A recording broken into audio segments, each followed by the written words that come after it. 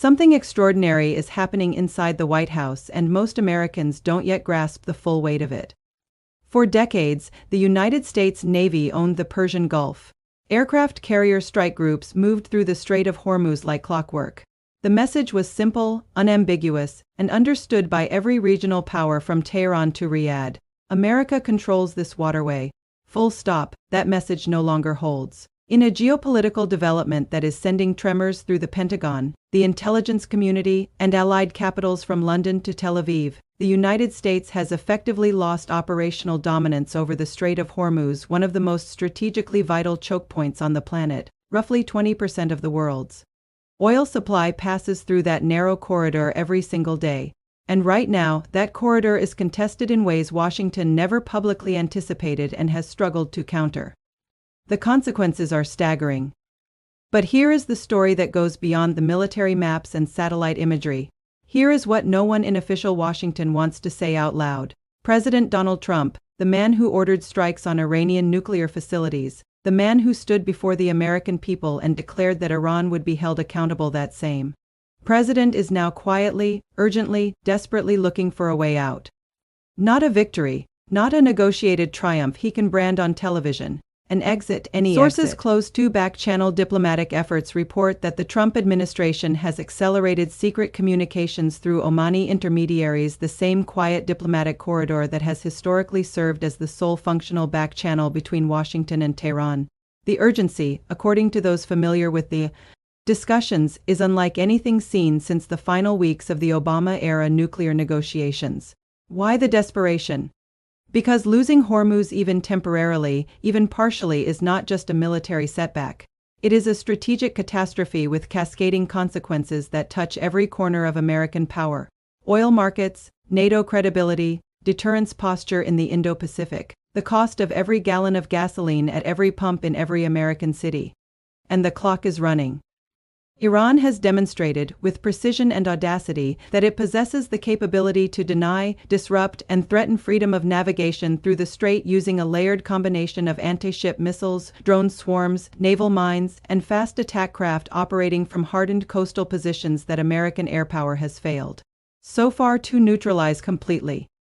The United States military remains the most powerful fighting force in human history. That is not in question. What is in question, what is now openly debated in classified briefings and think tank war rooms, is whether the cost of maintaining dominance over Hormuz, in the current operational environment, against a deeply entrenched Iranian defensive network, is the price this administration is willing to pay.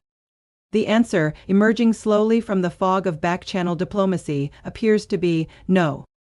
This is the story of how the most powerful navy in the world found itself strategically outmaneuvered in a corridor it has patrolled for 40 years.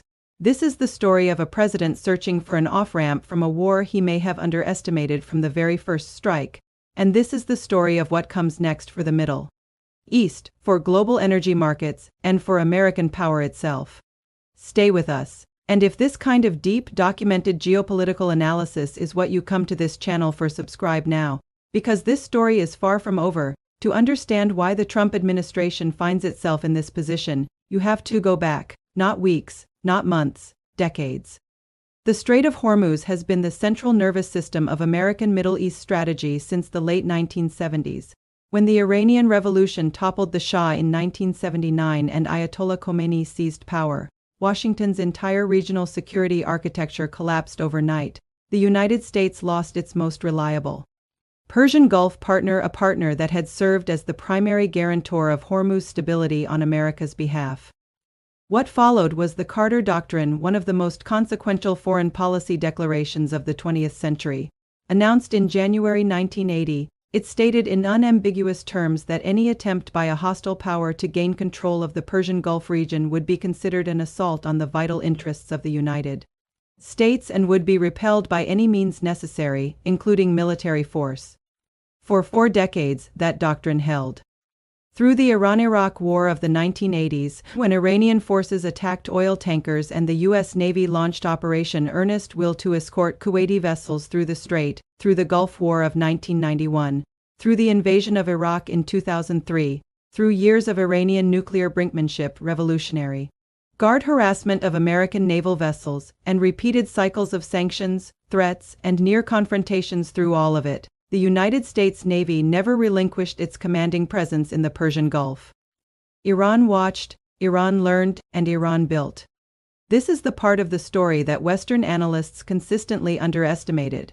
While American strategic attention cycled through Iraq, Afghanistan, China, and Ukraine, Iran was executing a methodical, decades-long military transformation. Not a conventional military build-up. Iran understood it could never match American carrier groups in a symmetrical confrontation. Instead, Tehran invested deeply and deliberately in asymmetric capabilities specifically engineered to neutralize American naval dominance in confined coastal waters. Anti-ship ballistic missiles, cruise missile batteries positioned in hardened mountain installations along the Iranian coastline, swarms of armed unmanned aerial vehicles capable of saturation attacks designed to overwhelm shipborne defense systems, thousands of naval mines stockpiled and ready for rapid deployment, fast attack craft operating in coordinated wolf-pack formations, and an extensive network of underground tunnel facilities housing command infrastructure that conventional airstrikes struggle to locate and destroy. By the time the Trump administration launched its first strikes against Iranian nuclear facilities, a decision that crossed a threshold no previous American president had been willing to cross, Iran's Hormuz denial architecture was not theoretical. It was operational, tested, and waiting. The timeline of the current crisis accelerates rapidly from that moment. Within 72 hours of the initial American strikes, Iranian forces began activating layered coastal defense positions along the northern shore of the strait. Commercial shipping traffic slowed. Insurance rates for vessels transiting Hormuz spiked to levels not seen since the height of the tanker wars. 2 vessels reported near miss incidents with suspected drone surveillance craft. Lloyd's of London suspended standard coverage for Gulf transit routes. Within 2 weeks, the economic signal was unmistakable. Oil futures surged.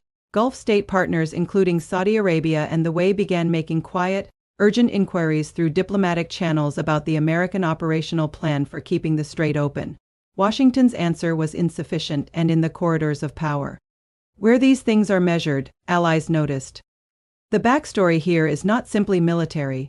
It is the story of a strategic miscalculation built on decades of institutional overconfidence, a belief that the threat Iran posed to Hormuz was manageable, deterrable, and ultimately bluff-able. That belief is now being stress-tested in real time, and the results are forcing a fundamental reassessment at the highest levels of American national security decision-making. The question is no longer whether Iran can threaten Hormuz. It can. The question is whether the United States can re-establish dominance and at what cost.